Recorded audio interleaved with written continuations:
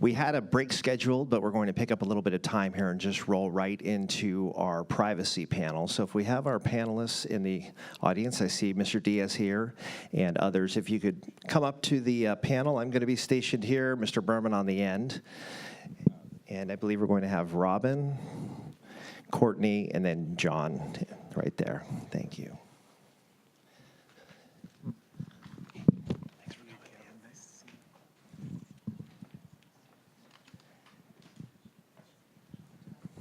Okay, we have a topic for you that is almost as hot as Klay Thompson's three-point shooting last night. If you haven't seen it, go watch the replay. It's something you don't see that often. So our panel is tech, privacy, and democracy, and all the implications therein. Over the past few years, we have been constantly reminded about the unintended consequences of technology. Cyber attacks, data breaches, and the misuse of social media, including Russia's intervention in the 2016 presidential election. We've also witnessed the power of technology to shape and influence public opinion and policy. Concurrently, there has been more scrutiny on information shared and how it is used and what happens when personal data is breached. And there have been some pretty high-profile examples of data breaches: Target, Equifax, Cambridge Analytica, and Facebook itself. Our panel will explore how technology can be harnessed for good and what government's role is in regulating or encouraging beneficial use. So Facebook provides the ideal backdrop for us to explore these topics. We have assembled a panel from academia, industry, and media to address this topic from their sector and experience. We are very pleased to be joined from left to right, Robin Feldman, Distinguished Professor at UC Hastings College of Law, who is a noted expert on technology and law. Courtney Bowman, co-director of Palantir's Privacy and Civil Liberties Engineering Team, who grapples with these issues on a daily basis. And John Diaz, the editorial page editor with the San Francisco Chronicle, who has written extensively about technology, policy, and the implications for our democracy, including extensive coverage of Jackie Spear's consumer financial privacy legislation, SB 1, from the late 90s, which was a high-profile privacy example. And he's returned early from his Hawaiian vacation to join us on the panel today. So we are going to start with Robin. I'm also curious, as the conversation unfolds, to get their reactions. I guess Tim Cook, the CEO of Apple, made a big announcement of support of a national data privacy law, in addition to California's own AB 375, the California Consumer Protection Act. And he was quoted as saying data is being weaponized. So we have a very timely topic in front of us today, but let's go ahead and start with start with Robin, then Courtney, and we'll conclude with John, and then we'll open it up for sort of a free-flow conversation. With that, let me turn it over to Robin. Thank you. Whoops. Sound here? I'll turn it on. Kevin. Better? Great, thank you. Interesting to hear about weaponization of data. I had the pleasure of participating last year in the Army Cyber Institute's threat casting exercise on weaponization of data. Wonderful and fascinating to see people sitting around a room and thinking about all of the things one might do to weaponize data and all of the ways one can recover. But I'm speaking this morning about artificial intelligence and the importance of both trust and distrust. Artificial intelligence is already permeating throughout society. In the automobile industry, AI systems help drivers steer, change lanes, and park. Banks use AI to advise customers and also to assess your credit risk and to decide whether you're committing fraud. Employers use AI to decide whether to hire you. And in the healthcare, brain interfaces use thought to control complex robotic limbs. Now, advancement in AI has happened at an absolutely breathtaking pace, one that would take lifetimes in other industries. So consider the highest profile modern AI network, Google's AlphaGo. The difference between just the two latest versions of AlphaGo is analogous to the difference between the IBM Simon, the first touchscreen phone, rudimentary phone 25 years ago, and this year's new iPad Pro. But in AI, that kind of advancement happened in under 2 years. It's really astounding to contemplate the changes that are happening for that. Now, for many people, the notion of AI brings to mind an eerie computer voice announcing the takeover of the world and the end of the human race. However, the potential for truly sentient AI, one that can make decisions and operate on its own, remains in the mind of science fiction writers at this point. For now, and really for the foreseeable future, human augmentation systems are likely to be the things that we see. So for those of you who are movie buffs, think Iron Man, in which the hero in a weaponized suit is able to enhance his capacities, as opposed to Terminator, in which the machine-like cyborg takes over everything on its own. We'll see human-machine interaction systems in which each can enhance the other, as opposed to one taking over. And as one expert commented to me recently, even that is a little optimistic. We can't have anything like Iron Man because today machines are just plain dumb. We have to teach them what a stop sign is, and we are light years away from machines being able to think on their own. So that lies in the future, but what's interesting is what we can do today, because as we speed into this great new future, we have to recognize the importance, as I mentioned at the beginning, of both trust and distrust. On the simplest level, people will have to be coaxed into using these newfangled devices because people tend to fear what is unfamiliar.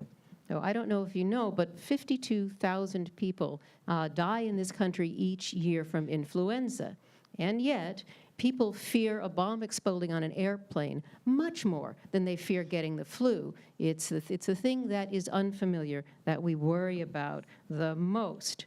So with AI, it's not just a matter of encouraging those of us over 40 or those of us well over 40 to use the newfangled devices. It's also that the complete power of AI can't be optimized unless you have everybody on board. So think about truly driverless cars. When we get to that point, everyone will be networked who is using a driverless car. So your car won't just slow down when the car in front of you slows down. It's going to be networked, and it will react when the vehicle 10 cars ahead changes speed or changes direction. So cars will be able to be closer together. Traffic flows will be more efficient. People will spend less time on the road, will use less fuel. There are really good things that can be happened when we're all in these network systems. Now, imagine that you throw a human driver in there every once in a while and think what it does to the system. Because we human drivers are stunningly irrational and difficult to understand and predict. So this is why we have to think about how we're going to bring people into the system and have them trusted enough to actually use it so that we optimize it. Now, trust has other facets as well.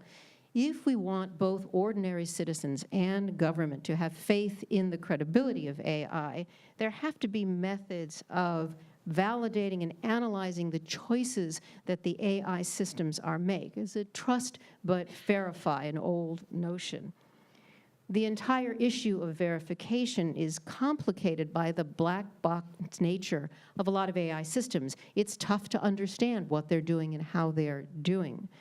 But when decisions being made that can result in someone going to jail or choosing between killing the driver of an autonomous vehicle and killing 6 pedestrians, we have to find ways to interrogate the technology that made that decision so that we can understand it. How do we have those pathways for seeing what has happened? And then how do we translate that verification, that interrogation, into language that will inspire confidence in ordinary citizens around the country? So both of these tasks require a level of openness and candor that are not necessarily familiar to either industry or to government players. A company's first instinct is not going to be to open the doors to its technology, particularly if competitors are peering in through those doors. However, people are unlikely to trust a system just because we sit back and say soothingly, trust us, we've got this under control. We have to find ways to look at it, understand it, and get people to trust it. AI systems also will need human interface for a long time, at least as far as any of the scientists that I talk to can predict. They simply won't be able to operate without the type of verification and human backup that is needed. If you think about the introductory remarks that were made here, AI systems are no more impenetrable than any other technology. And when hackers corrupt the data, the system will still think it's operating properly when it is not. You need human beings who can recognize and recover when systems happen for something like that. So as we step into this new system, we have to find and develop the legal pathways that will allow us to both use, to appreciate, but also to respect and understand its limitations. As much as we have to learn to trust technology, we also need a healthy distrust of that technology. We need to understand its limits. We need not to just put our hands in it. Tesla drivers, for example, have been known to climb into the back seat of their car or drive with a newspaper in front of their face, which gives the technology far more reign than its capacity warrants. These are the types of challenges we have, and for our public service and public policy experts, the challenges are figuring out legal systems that will foster both the levels of trust and distrust that we need. Thank you. Thank you very much, Robin. John wouldn't mind you reading the newspaper as long as it's a hard copy of the Chronicle in your autonomous vehicle. One note about the autonomous vehicle, I actually took a test ride of an autonomous vehicle and asked the engineer what the biggest challenge was. And he said, reading body language. So an individual may not be stepping off the curb yet when they're about to cross the street, but we can tell when that individual is getting ready to step out. And that's challenging for machines. Just a quick sidebar there. But let me turn it over to Courtney Bowman with Palantir to talk about what keeps him up at 3 in the morning. Thanks. And thank you, Robin. That was a fantastic setup. And I hope in my remarks to go maybe a little bit deeper and to provide an industry perspective. It's my job at Palantir Technologies, which is a software company that's down the road headquartered in Palo Alto, to focus on the practical implications of technology and to help our engineers and our customers navigate some of the issues around the use of advanced technologies, particularly around sensitive information and processing of that sensitive information. So I think as we look at the state of new technologies, new information technologies like artificial intelligence and the subclass of applications called machine learning, it's worth in this moment of sort of exuberance and feverish froth in the industry to take a step back and look at the historical perspective. And if we look back almost 60 years now, we see some of the themes that Robin pointed out played out a long time ago. Originally in sort of the early days of artificial intelligence development, luminary figures like Marvin Minsky were predicting in the late 50s, early 60s that generalized artificial intelligence was just around the corner, and we were just on the cusp of this sort of emergence of new robots, new machines that were going to supplant the role of humans in all manner of society. And clearly we're not there, right? The technologies that we have in our hand are more along the lines of the augmented capabilities that we hold in our hands every day, the mobile phones that we use to help facilitate certain actions in the world. And so what happened? What was the breakdown? What was it that led us down this alternative path? And I would submit for your consideration that there's something of a category distinction that plays out in the way that we think about artificial intelligence and the capacities it's actually capable of delivering upon. One, I think, critical insight here about what machines do and what they don't do is that machines provide us with a sort of formalized mechanism for carrying out tasks that we program them to do. In the words of Berkeley philosopher John Searle, the machines give us syntax without the semantics. They provide a sort of form, a mathematical formalism for carrying out tasks, but they don't actually intuit and carry out the cognitive states, the mental capacities, the intuitions, the intentional acts of the mind that constitute human judgment. And it's important to realize this, even though we're talking about what's termed in the industry sort of specialized artificial intelligence or weak artificial intelligence as opposed to strong artificial intelligence. Even in these weaker applications where we're dealing with very specialized methods of intervening in the world, we still, in looking at the failures, the categorical distinctions, it brings us to a point of understanding what it is that this technology can and cannot do. And in acknowledging what those limitations are, we come a little bit closer to realizing what the value of new technologies like artificial intelligence are. And this is one of the things that I focus on, that my company is very directed at dealing with, is understanding what the limitations are of certain technologies. So when you're thinking about applications of these technologies in practice, you may start with some threshold questions, like what sorts of issues actually are intended to be disrupted, or what things should be where is there a real opportunity or a need for disruption? And you can look at the examples abound of instances where it just doesn't make sense to apply new technologies for certain applications. One example is research at Stanford a number of years ago looking at facial recognition to determine sexual orientation. It's sort of one of these problems where you take a step back and you have to acknowledge that there are certain questions that should not avail themselves to certain types of problems. And you treat that as a threshold and then move on to later types of interventions and considerations in building these technologies. And then you move on to further issues of understanding some of the issues that are implicit in building technologies, issues around sample bias and fairness and accountability and explainability. These sorts of considerations become the critical determinants in building out sensible approaches to the applications of these technologies, because the critical point to call out here, again, going back to one of the considerations I was bringing up earlier, is that computers don't understand. They don't think in the ways that we do, and they're not capable of doing that, and arguably may never be capable of doing that.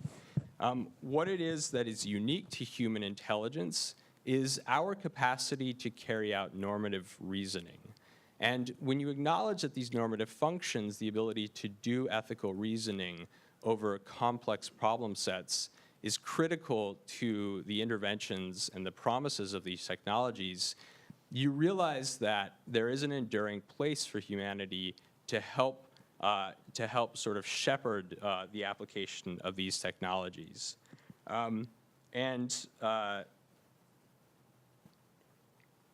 So this sort of recognition of there being sort of good ways and bad ways of using technologies, good ways and bad ways of applying advanced technologies, can help provide us with some guide rails on what we should and should not do with respect to novel interventions and novel applications of machine learning, artificial intelligence, and other emerging information technologies. And I'll stop there. Thank you, Courtney. A lot to digest there and a lot to think about, and we'll circle back with Courtney on some of those questions that he posed for consideration. So I want to bring John Diaz in, editorial page editor of the Chronicle, who has written quite a bit about the collision, really, of tech and privacy concerns and implications on our democracy going forward. So with that, I'll turn it over to John. Well, thank you very much, Assemblymember Mullin, and good morning to you all. If I could just, for a second, correct one thing that the Assembly member said when he said that we need you to read the print edition. We also sell digital subscriptions. If you got your smartphone, sfchronicle.com. I'm not giving up my hard copy. I'm old school that way. No, we definitely prefer that you do both, but just set the record straight here. Especially here at Facebook. I have a feeling the print copy, I didn't see a whole lot as I was going through here. Anyway, good morning. It's a pleasure to be here. Obviously, the whole issue of tech privacy and democracy is something that I've thought a lot about and have written a lot about in the last few years. And I guess the bottom line that I have is I think when it comes to privacy, there's a paradox out there in the public. American consumers say they are concerned about the use of their personal information. Polls show there's no doubt about that, but they're not necessarily willing to take action to do something about it. Just think about it. How many of us really read those privacy notices before we check the box? Or how many are hesitating, let alone stopping at downloading an app that may be taking in a lot of and reusing your personal information?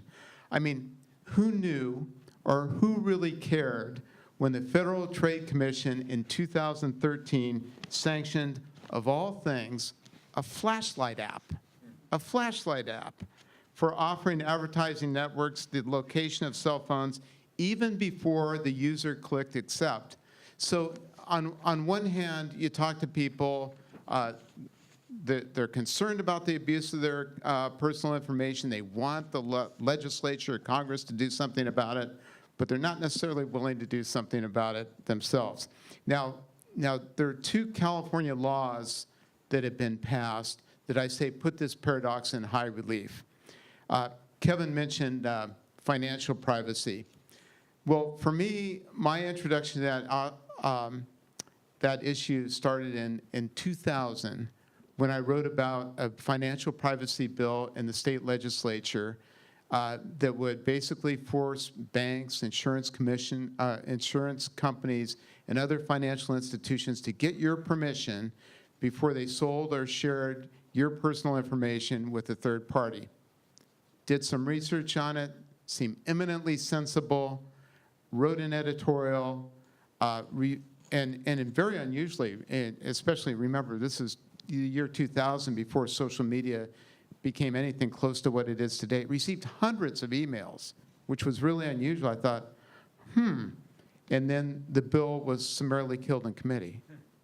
So the following year, I thought I'm going to get on this issue earlier and write about it so that I don't write about it right before it's near the end of session. So I wrote, came back the following year, as Assemblymember Mullin noted. Jackie Spear, member of Congress now, was a state senator representing this area, was the prime sponsor, came back with a bill. And I remember the first editorial I wrote introducing that issue for that session was I'd interviewed the chairman of the Assembly Banking Committee, who had really been one of the prime people who killed the bill the previous year, and talked to him about it. He said, people, maybe the press cares about this, maybe some consumer groups do, maybe some, zealous privacy advocates, but people don't really care. So my headline was, he thinks you don't care. Well, it turns out, as this was going on, it really picked up in terms of, this is 2001, really picked up in terms of public engagement. They were just peppering, and one of the things that I've found too is that the editorials had a lot more power when I would put the email addresses of the key players. And there was one point where the chairman of the banking committee, Lou Papin, the late Lou Papin, who was, of course, from the Peninsula, he complained to some of the consumer groups. He goes, I got 3,000 emails about this issue. He goes, you have some kind of phony AstroTurf campaign going against me. And one of the consumer advocates says, no, actually it's because your email was in the Chronicle. But for all this, the banks at this point and the financial industry was really ramped up. They really, they had some not only substantive concerns about how the bill would affect them, because actually, especially after some deregulation in Congress in the late 1990s, it had really become part of the business model of the financial service industry to share and sell information, particularly among their affiliates. So they really ramped up. Gray Davis, who was the governor of California at the time, was certainly listening to the financial industry and very much waffling on this bill, making it clear that he wasn't prepared to sign it, and it got killed again. So that brings us to 2002. We did not give up at the Chronicle. We were still writing about this. And Jackie Spears, certainly, those who know her, is not one to give up easily. And it became really one of the higher profile issues in the legislature, and yet the bill was killed again, a third time in a row. And it certainly showed the power of the financial industry lobbyists. They had spent upward of $20 million in lobbying to stop this legislation. Now consider there are only 120 members of the legislature, and they're spending $20 million. That's obviously formidable.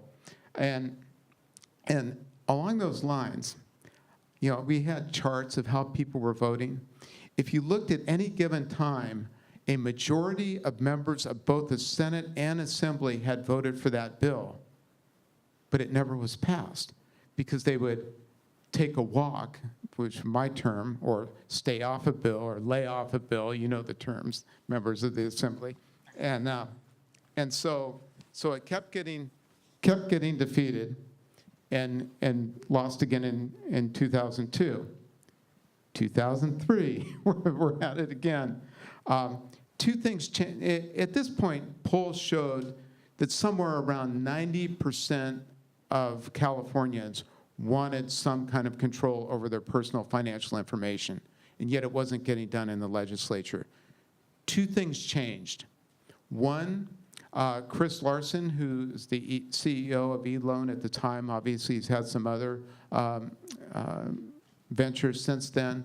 He thought that really that it was very important to the financial sector that he was working on that people had confidence that their personal information was not being misused. So he bankrolled. He spent somewhere around $1 million to get the signatures to put it on the ballot. So suddenly, the financial industry, which was looking at the prospect of a ballot measure, which he actually qualified, which would be far stricter than anything that would happen in the legislature, because the legislature will listen to the reasonable concerns of the financial industry, the workability issues. The voters were just going to say, the hell with it. We want you to get our permission. So that qualified for the ballot, and also Gray Davis, who, as you recall, in 2003 was facing a recall, suddenly came off the fence. So it ended up, this bill passed by overwhelming majorities. There were single-digit oppositions in both the Senate and Assembly. In fact, I was there on the day of final passage, and it was remarkable because I remember there was one legislator in particular who was up there railing, and I was standing next to Jackie Spear at the time, and he was saying, the outrage is that it took us so long to get this bill. And I looked at Jackie Spear and I said, am I wrong? Didn't he not vote against this at every turn? And she goes, yep. So that certainly made a difference. Governor Davis, who at the time was facing a recall, ended up signing the bill into law. This actually became somewhat of a template, or we're seeing history repeat itself this year with the recently passed California Consumer Privacy Act of 2018. It's going to take effect in January 2020. And I will say a lot of businesses, not just tech, even my business, which certainly on our digital platforms will be using personal information with advertising, are very concerned about it. But still, there was no stopping it. Consider that Cambridge Analytica scandal, which broke in March 2018, and Americans who were on Facebook, and that includes almost everybody, and I'm not just saying that because I'm here, we're very concerned about targeting advertising. And by May, a sponsor had collected more than 600,000 signatures for a sweeping ballot measure. As a result, the legislature came through, and passed the Privacy Act, and it was signed into law by Governor Brown on June 28th. There's 4 basic rights for consumers in there. 1, the right to know what information is being collected, where it's sourced, what it's being used for, and whether it's shared or sold, and to whom. The right to opt out of a business selling to third parties. The right to compel a business to delete personal information with some exceptions, and no discrimination in price or service if you exercise those rights. So I think what we have here is, like it or not, government is involved. These legislatures in Sacramento and Washington are involved in the regulation of privacy. I say for better and for worse, those of you who recall the Senate Judiciary Committee hearings where Mark Zuckerberg was testifying, and you saw the degree of knowledge that some of these senators had about how things work when they talked about things like sending emails on WhatsApp, or Senator Orrin Hatch sort of famously asking Zuckerberg, now, how does it work? How do you have a business model where you're giving something away for free? And Zuckerberg said, we sell ads, sir. So I think this is where we're at. I think there is going to be continued pressure on the legislature and on Congress to act. Thank you, John, and let's give John a hand. John walked us through that SB1 saga, and I was on Jackie Spear's staff at the time, and she will, if she were here today, she would attribute that ultimate success to the attention drawn to that issue by the Chronicle and then the resulting public opinion pressure. And the legislature absolutely is responsive to public pressure, in addition to giving lobbyists an audience as well as part of the job. We are going to open it up for questions from the audience. We have some microphones that are going to be floating around. In the meantime, I want to turn it over to my colleague, Assemblymember Berman. If you have a question for the panel, John talked about regulation, how we get that balance right. That was a pretty high-profile example on Capitol Hill of sort of the divide between policymakers and some of the tech experts. But let me toss it over to you in case you have a question that can kind of get our round-robin discussion moving. Well, thank you, Assemblymember Mullin, and thanks, everyone, for the great kind of presentations. And a question that I wanted to ask was, I often say that technology is going to be ready a lot sooner than society is. And it's really the role of policymakers to develop, as Professor Feldman mentioned, the regulatory framework for a lot of this new technology. I tried to do this in my first year in the Assembly last year with a bill to create a pilot program for autonomous freight, autonomous trucking, which hadn't gotten a lot of attention. And I kind of ran into this buzzsaw where industry hated the bill because it went too slow and not far enough. And I'll say the incumbents, the local kind of the companies, and in particular the labor unions that represent the truckers, hated the bill because they thought it went too far too fast.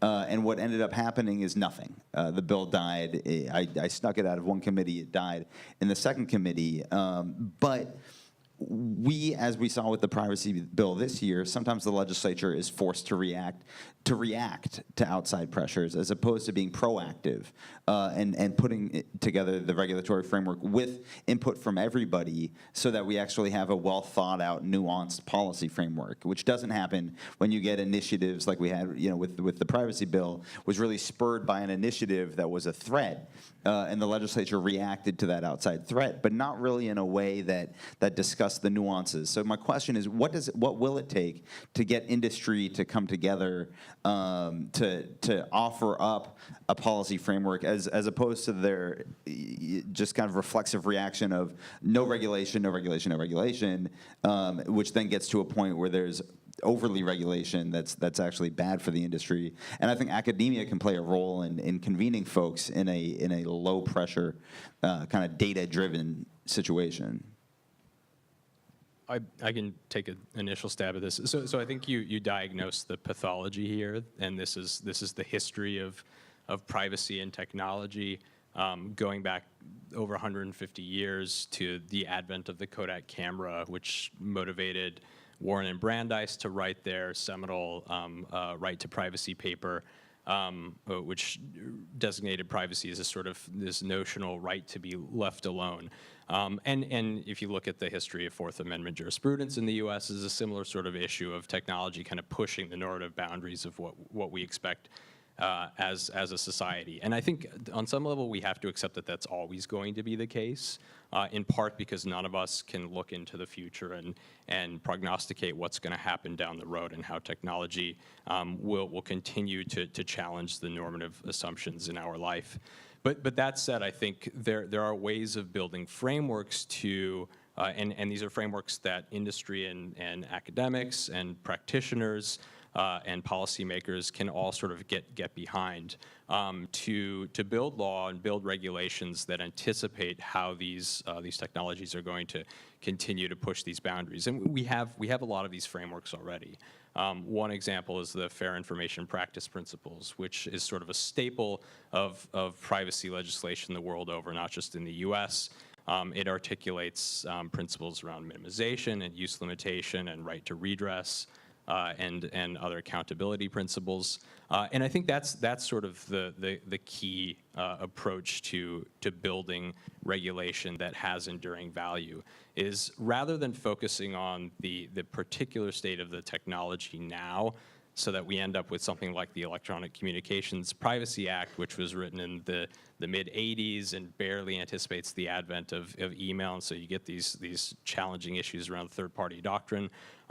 Instead of that, you have principles that have enduring value and that will transcend the particular state of the technology now and will give us some guidelines and thoughts on how we can deal with emerging technologies and sort of get around those challenges that are created by this constant pushing of the boundaries. Thank you. So thinking ahead of the game is, rather than just reacting when things happen, is hugely important. And it's not just because we don't think as well in a crisis, it's also because if we wait, the options may be circumscribed by the direction in which the technology and in which society has gone, and then we have fewer choices at that point. The development of regulation and legal systems can also frame the expectations that develop in society. So if a 16-year-old hits my car, I expect that 16-year-old to pay for the damage. I don't expect remuneration from the government that had the bad decision-making to give this kid a license. I don't expect remuneration from the kid's parents, whose loose parenting styles probably contributed to his lousy driving. These are expectations that have been developed through the law. So we need the legal and regulatory systems to help us develop those expectations as a society. And we can't just wait till things happen. Yeah, I think it's a real quandary because on one hand, you do not want to stifle the technology.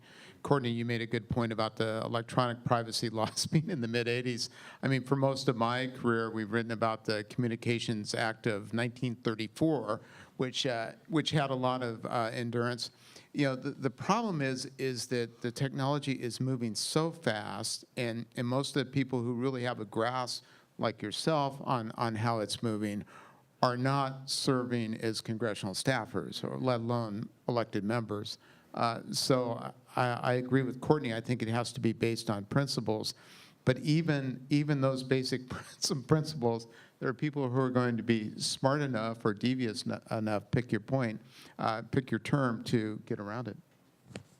So I want to ask a quick question about mistrust. We've got industry, media, government here on the panel.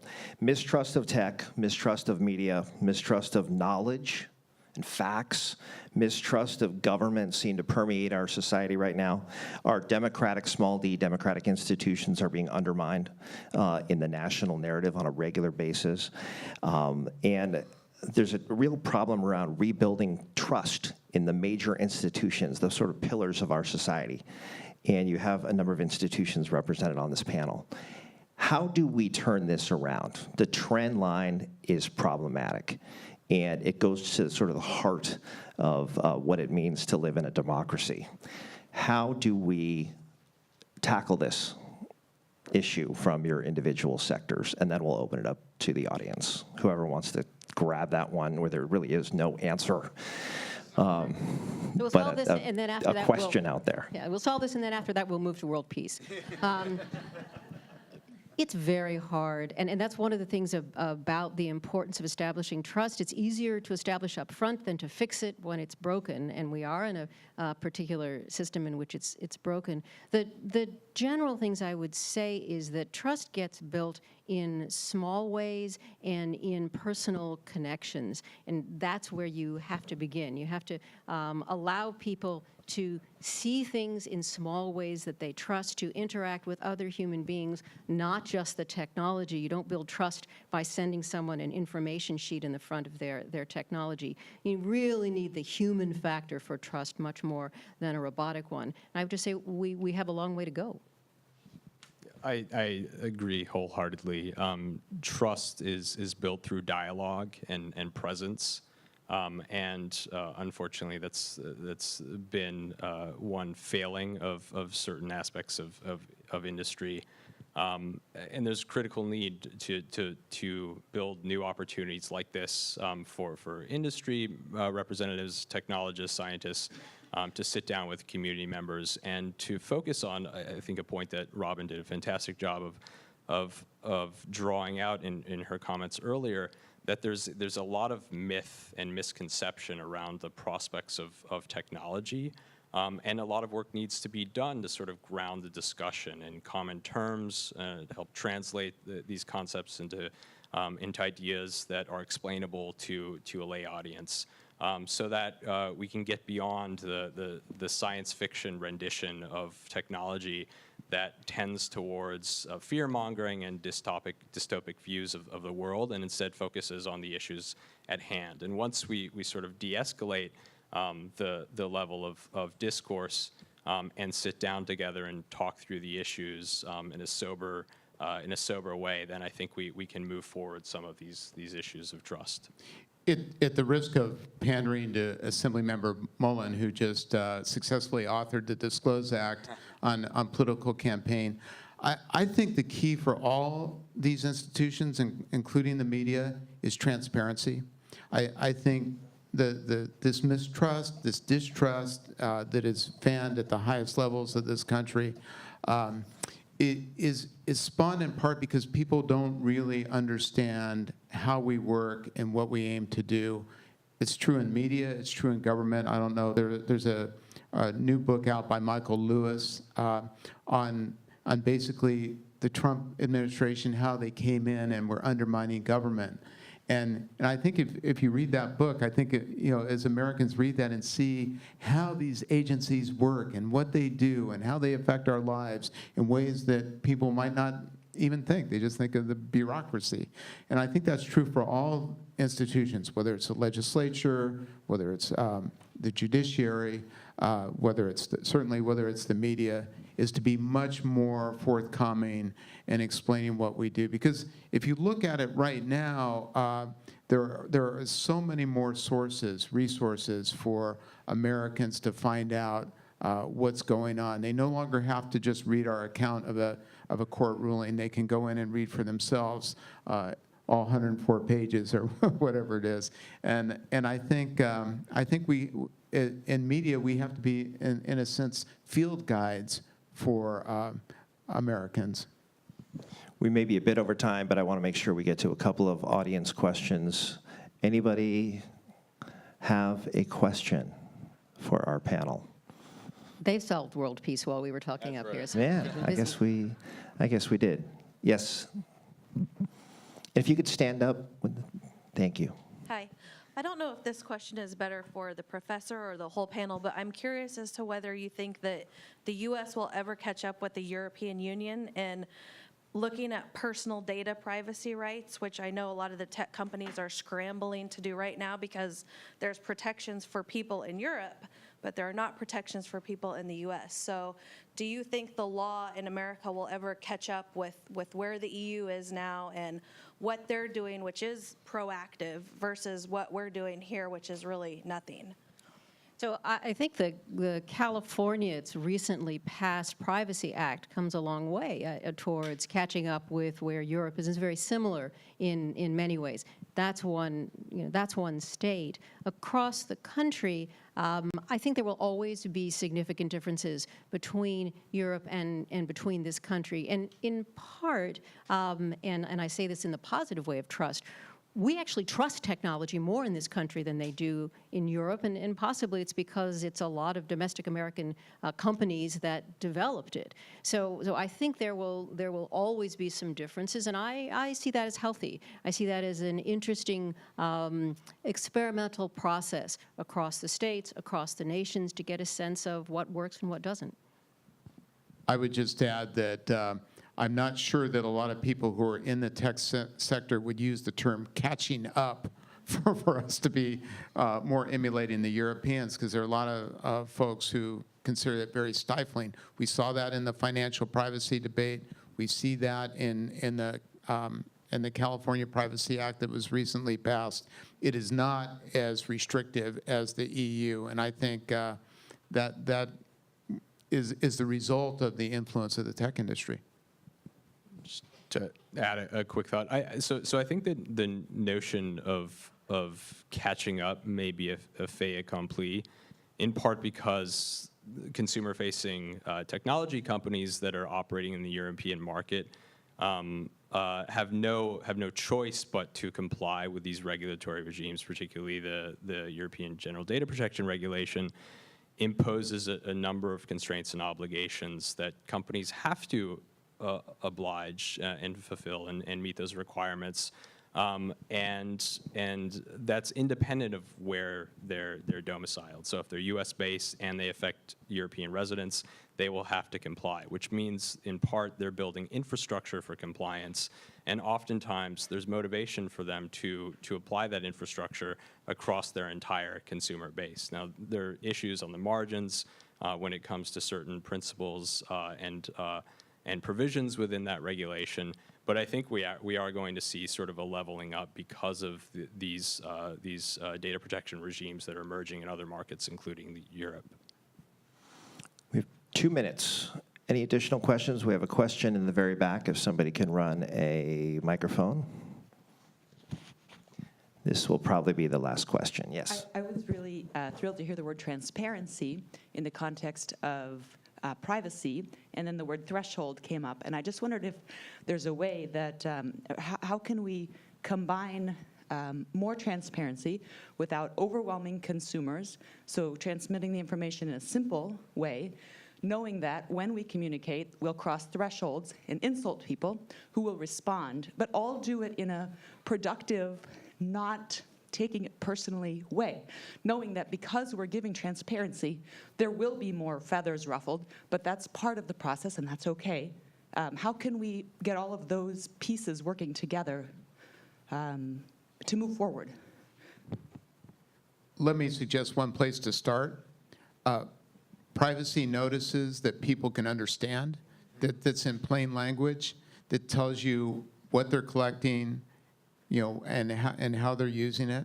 I mean, there may be one out there that is succinct and clear. I haven't seen it yet. I agree that plain language notices are tremendously important, and that's an area Europe's been way ahead of us on in terms of requiring plain language. But I also think that you can't expect the consumer to protect themselves all the time. So I may not understand biologic interchangeables enough to know that I trust to take that kind of medication, but I trust the FDA to tell me it's safe, and that's good enough. It doesn't mean that you have to have government bodies. You can do it with industry bodies or other types of third parties that can mediate some of these issues. The consumer really can't navigate it all alone. The plain language thing, that sounds like a Berman bill for next year. Already introduced it. I think we're going to wrap with that. With that, let's give our panel a round of applause.